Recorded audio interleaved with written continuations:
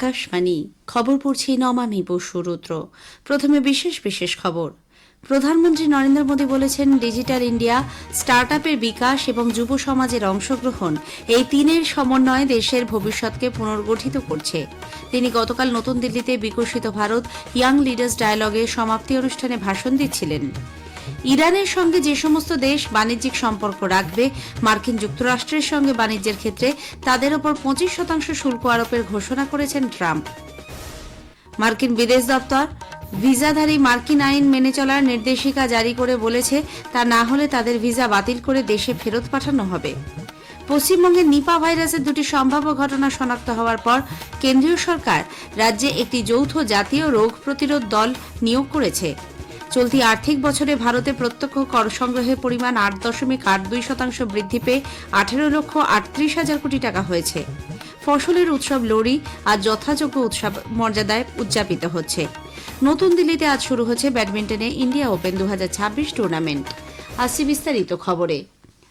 প্রধানমন্ত্রী নরেন্দ্র মোদী বলেছেন, digital India, স্টার্টআপের বিকাশ এবং যুব সমাজের অংশগ্রহণ এই তিনের সমন্বয়ে দেশের ভবিষ্যৎকে পুনর্গঠিত করছে। তিনি গতকাল নতুন দিল্লিতে বিকশিত ভারত ইয়ং লিডার্স ডায়ালগের সমাপ্তি অনুষ্ঠানে ভাষণ দিয়ে বলেন, সৃজনশীল ও প্রযুক্তিগত ক্ষেত্রে ভারত দ্রুত বিকাশের পথে এগিয়ে চলেছে। ডিজিটাল ইন্ডিয়া একদল নতুন উদ্ভাবক তৈরি করেছে। এর ফলে অরেঞ্জ ইকোনমি বা সৃজনশীল অর্থনীতির বিকাশ হয়েছে বলেও প্রধানমন্ত্রী উল্লেখ করেন। आज एक युवा ड्रोन बना रहा है तो दूसरा युवा एंटी ड्रोन सिस्टम बना रहा है, कोई एआई कैमरा बना रहा है, कोई रोबोटिक्स पर काम कर रहा है। साथियों, डिजिटल इंडिया ने भी भारत में क्रिएटर्स की एक नई कम्युनिटी खड़ी कर दी। भारत आज ऑरेंज इकोनॉमी यानी कल्चर, कंटेंट और क्रिएटिविटी का अभूतपूर्व विकास होते देख रहा है। Bharat media, film, gaming, music, digital talent, VR, XR जैसे क्षेत्रों में एक बड़ा ग्लोबल सेंटर बन रहा है। উল্লেখ্য, বিকশিত ভারত ইয়াং লিডার্স ডায়ালগ 2026 9 থেকে 12 জানুয়ারি পর্যন্ত অনুষ্ঠিত হয়। এতে অংশ নেন 50 লক্ষ যুবক যুবতী। ইরানের সঙ্গে বাণিজ্যিক সম্পর্ক রাখা দেশগুলিকে ওয়াশিংটনের পক্ষ থেকে জরিমানার মুখে পড়তে হবে বলে মার্কিন প্রেসিডেন্ট ডোনাল্ড ট্রাম্প ঘোষণা করেছেন। সামাজিক মাধ্যমের এক বার্তায় ট্রাম্প জানিয়েছেন, ইসলামিক রিপাবলিক অফ ইরানের সঙ্গে ব্যবসা করছে এমন যে কোনো দেশের ক্ষেত্রে আমেরিকার সঙ্গে বাণিজ্যের জন্য 25% শুল্ক আরোপ করা হবে। অবিলম্বে এই সিদ্ধান্ত কার্যকর হয়েছে। এদিকে হোয়াইট হাউস বলেছে, ইরানের সঙ্গে সেনা সহ যে কোনো কর্মকাণ্ডের জন্য ট্রাম্প সব রকম পথ খোলা রেখেছেন। অন্যদিকে যে কোনো রকম হামলার প্রত্যাঘাত করতে ইরান সম্পূর্ণ প্রস্তুত বলে জানিয়েছে। বিদেশ মন্ত্রকের মুখপাত্র ইসমাইল বাঘেই অভিযোগ করেন, মার্কিন যুক্তরাষ্ট্র এবং ইসরায়েল দেশে অস্থিরতা সৃষ্টি করতে ইন্ধন যোগাচ্ছে। উল্লেখ্য, ইরানের দৈনন্দিন জীবনে মূল্যবৃদ্ধির প্রতিবাদে সরকারের বিরুদ্ধে সংগঠিত আন্দোলন ক্রমশ বৃহত্তর আকার ধারণ করেছে। মার্কিন ভিত্তিক মানবাধিকার সংস্থা জানিয়েছে, ইতিমধ্যেই 600-র বেশি মানুষ প্রাণ হারিয়েছেন, গ্রেপ্তারির সংখ্যা ছাড়িয়েছে 10,000। মার্কিন বিদেশ দপ্তর জানিয়েছে, নিরাপত্তা বৃদ্ধি এবং অভিবাসন আইন কার্যকর করার অঙ্গ হিসেবে 1 কোটিরও বেশি ভিসা বাতিল করা হয়েছে। এর মধ্যে আছে 8,000 স্টুডেন্ট ভিসা এবং 2,500 বিশেষ ভিসা, যা ফৌজদারি কার্যকলাপ প্রতিরোধে মার্কিন আইন বলবৎকারীদের দেওয়া হয়েছিল।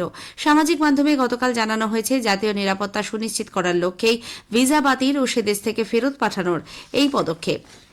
ভারত ও মার্কিন যুক্তরাষ্ট্রের মধ্যে চলতি বাণিজ্য চুক্তি সংক্রান্ত যে আলোচনা চলছে, তা পরবর্তী দফার বৈঠক হবে আজ।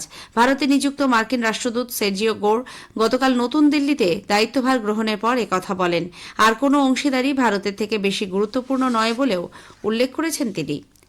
আন্তর্জাতিক পুনর্নবীকরণযোগ্য শক্তি সংস্থা এবং আন্তর্জাতিক শ্রম সংস্থার একটি প্রতিবেদন অনুসারে সারা বিশ্বে পুনর্নবীকরণযোগ্য শক্তি ক্ষেত্রে কর্মসংস্থানের বৃদ্ধির হার কমেছে।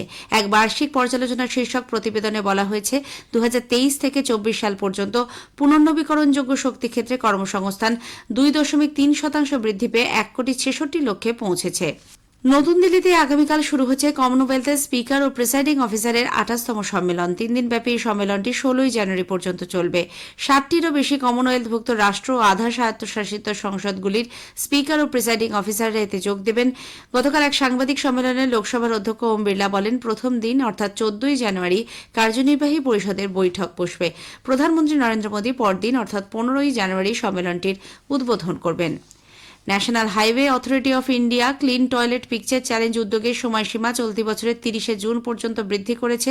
এর লক্ষ্য হল জাতীয় সড়কের পাশে অবস্থিত শৌচাগারগুলিতে পরিচ্ছন্নতা বৃদ্ধি এবং ব্যবহারকারীদের অভিজ্ঞতাকে আরও উন্নত করা। প্রতিরক্ষা মন্ত্রক কর্তব্য পথে 2026 সালে সাধারণতন্ত্র দিবসে পূর্ণাঙ্গ মহড়া দেখার জন্য বিনামূল্যে পাস দেওয়ার কথা জানিয়েছে। এ মাসের 15 ও 16 তারিখ পাসগুলি ওয়েবসাইটের মাধ্যমে বিনামূল্যে বুক করা যাবে। মহড়া এই মাসের 23 তারিখ হবে। পাসগুলি আমন্ত্রণ ওয়েবসাইট ও মোবাইল অ্যাপের মাধ্যমে সংরক্ষণ করা যাবে। কেন্দ্রীয় স্বরাষ্ট্র সমবায়মন্ত্রী অমিত শাহ আজ 3 দিনে গুজরাট সফরে যাচ্ছেন। এই সফরে শ্রী শাহ বেশ কয়েকটি উন্নয়নমূলক প্রকল্পের উদ্বোধন করবেন, রাজ্য জুড়ে উত্তরায়ণ উৎসবে অংশ নেবেন। সফরের প্রথম দিনে আজ শ্রী শাহ গান্ধীনগরের মানসায় আর্টস অ্যান্ড কমার্স কলেজের নবনির্মিত ক্রীড়া কমপ্লেক্সের উদ্বোধন করবেন। এছাড়াও একাধিক কর্মসূচিতে অংশ নেবেন তিনি। প্রধানমন্ত্রী নরেন্দ্র মোদী রবিবার 25 জানুয়ারি আকাশবাণীতে মন কি বাত অনুষ্ঠানে দেশ বিদেশে মানুষের সঙ্গে তাঁর চিন্তাভাবনা ভাগ করে নেবেন। এটি হবে মাসিক এই বেতার অনুষ্ঠানের 130তম পর্ব। আকাশবাণী ও দূরদর্শনের সবকটি চ্যানেলে সকাল 11টা থেকে অনুষ্ঠানটি একযোগে সম্প্রচারিত হবে। আজকের প্রসঙ্গ অনুষ্ঠানে আজ শুনবেন বিশেষ আলোচনা ভারতের প্রযুক্তিগত আত্মনির্ভরতা। মহাকাশ বিজ্ঞানী সব্যসাচী পালের সঙ্গে কথা বলেছেন কল্যাণ লাহা। আকাশবাণী সংবাদ প্রযোজিত অনুষ্ঠানটি শুনবেন আজ রাত 8টায় গীতাঞ্জলি, ডিটিএইচ বাংলা এবং আকাশবাণী সংবাদ কলকাতা সোশ্যাল মিডিয়া প্ল্যাটফর্মে। এ খবর আপনারা শুনছেন আকাশবাণী থেকে। আমাদের সংবাদ শোনা যাবে ইউটিউব চ্যানেল আকাশবাণী সংবাদ বাংলা, ফেসবুক ও ইনস্টাগ্রাম আকাশবাণী সংবাদ কলকাতা এবং এক্স হ্যান্ডেল এআইআর নিউজ কলকাতাতে। পশ্চিমবঙ্গে নিপা ভাইরাসে আক্রান্ত হওয়ার 2টি ঘটনা শনাক্ত হওয়ার পর কেন্দ্রীয় সরকার রাজ্যে একটি যৌথ জাতীয় রোগ প্রতিরোধ দল পাঠিয়েছে। কল্যাণীর all India institute of medical sciences এইমসে তাদের নমুনা পজিটিভ আসে। কেন্দ্রীয় স্বাস্থ্য ও পরিবার কল্যাণমন্ত্রী জেপি নাড্ডা এই ব্যাপারে গতকাল রাজ্যের মুখ্যমন্ত্রী মমতা ব্যানার্জির সঙ্গে টেলিফোনে কথা বলেন। মন্ত্রকের পক্ষ থেকে জানানো হয়েছে তিনি গতকাল রাজ্যের মুখ্য সচিব এবং স্বাস্থ্য সচিবের সঙ্গেও কথা বলেছেন। পরিস্থিতি মোকাবিলা এবং রোগ ছড়িয়ে পড়া ঠেকাতে তিনি রাজ্যকে সব রকম সহায়তার আশ্বাস দেন। Nipah virus communicable disease alert के जो हमारे नॉर्म्स हैं उसको भी केंद्र सरकार गाइडलाइंस को राज्य के इंटीग्रेटेड डिजीज सर्विलेंस यूनिट के साथ साझा कर दिया गया है। National centre for disease control और public health emergency operation centre को भी एक्टिवेट कर दिया गया है। भारत सरकार इस घड़ी में वेस्ट बंगाल सरकार के साथ दृढ़ता के साथ खड़ी है। भारत सरकार पूरी तरीके से टेक्निकल, लॉजिस्टिकल और ऑपरेशनल सपोर्ट दे रही है। राज्य को आउटब्रेक के इफेक्टिव मैनेजमेंट और रोकथाम के लिए लैबोरेटरी सपोर्ट हो या फिर सर्विलेंस हो या केस मैनेजमेंट हो, इन सभी के लिए हमने अपनी पूरी ताकत मोबिलाइज की है। এদিকে নিপা ভাইরাসের সংক্রমণ ঠেকাতে রাজ্য সরকারের পক্ষ থেকেও নেওয়া হচ্ছে সব রকম সতর্কতামূলক ব্যবস্থা। সময়সীমা শেষ হয়ে আসায় ভোটার তালিকায় এসআইআর প্রক্রিয়ার গতি বাড়াতে পশ্চিমবঙ্গে অতিরিক্ত 2000 মাইক্রো অবজারভার নিয়োগ করছে নির্বাচন কমিশন। ইতিমধ্যেই রাজ্যে 4600 জন মাইক্রো অবজারভার মোতায়েন রয়েছে। নিয়োগপ্রাপ্ত নতুন মাইক্রো অবজারভারদের একদিনের প্রশিক্ষণ শিবির হবে 15 জানুয়ারি। তারপরই তারা আনুষ্ঠানিকভাবে কাজে যোগ দেবেন। সিইসি আইন 2023-এর অধীনে দেশের মুখ্য নির্বাচন কমিশনার এবং নির্বাচন কমিশনারদের ফৌজদারি ও দায়রা মামলা কিংবা পদের অপব্যবহারের ক্ষেত্রে রক্ষা কবচ দেওয়ার বিষয়টিকে চ্যালেঞ্জ জানিয়ে দায়ের হওয়া একটি আবেদন বিবেচনা করতে সুপ্রিম কোর্ট রাজি হয়েছে। প্রধান বিচারপতি সূর্যকান্ত এবং বিচারপতি জয়মাল্য বাগচির বেঞ্চ এ ব্যাপারে কেন্দ্র ও নির্বাচন কমিশনকে নোটিশ জারি করলেও আইনের ওপর স্থগিতাদেশ দিতে অস্বীকার করেছে। প্রধানমন্ত্রী নরেন্দ্র মোদী আগামী 17 জানুয়ারি শনিবার পশ্চিমবঙ্গ আসছেন। এই সফরে তাঁর একগুচ্ছ সরকারি প্রকল্পের উদ্বোধনের কর্মসূচি রয়েছে। ওই দিন মালদায় প্রধানমন্ত্রী বেশ কয়েকটি ট্রেনের উদ্বোধন করবেন। এর মধ্যে রয়েছে হাওড়া ও অসমের কামাখ্যার মধ্যে বন্দে ভারত স্লিপার ট্রেন এবং বেশ কয়েকটি অমৃত ভারত এক্সপ্রেস। পাশাপাশি একটি জনসভাতে অংশ নেবেন তিনি। পরদিন 18 তারিখ হুগলির সিঙ্গুরে প্রধানমন্ত্রী অপর একটি জনসভায় ভাষণ দেবেন। এদিকে এই বন্দে ভারত স্লিপার ট্রেনের মধ্যে দিয়ে পশ্চিমবঙ্গের রেলযাত্রার ইতিহাসে এক নতুন অধ্যায়ের সূচনা হতে চলেছে। অন্যদিকে কেন্দ্রীয় সরকার পশ্চিমবঙ্গের রেলের উন্নয়নে একগুচ্ছ পদক্ষেপ নিয়েছে।